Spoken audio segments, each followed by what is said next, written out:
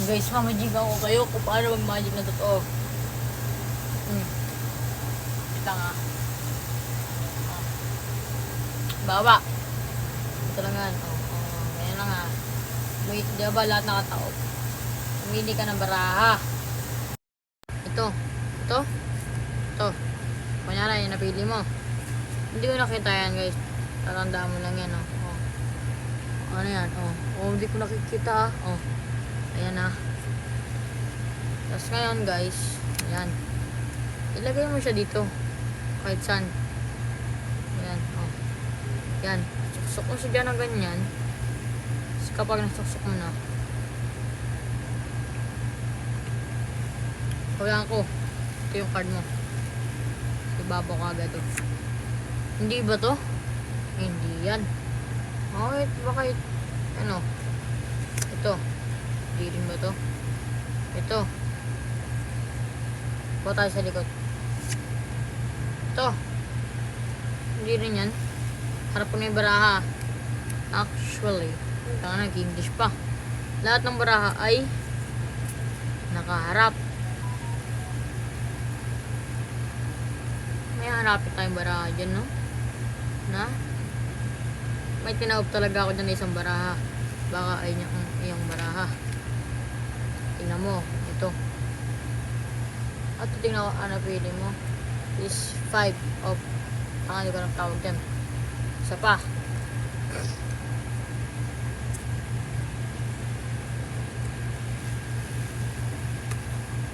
Maghahanap tayo ng ano na hanapin natin ng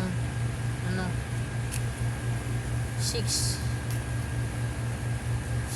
guys, 6 1 minute na to, 6 ha, 6 ito 6, ayan.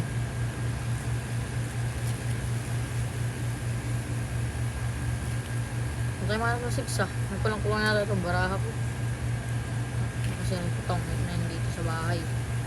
Inuwi nila barani, yung champion sila wala itong 6 na pahiya.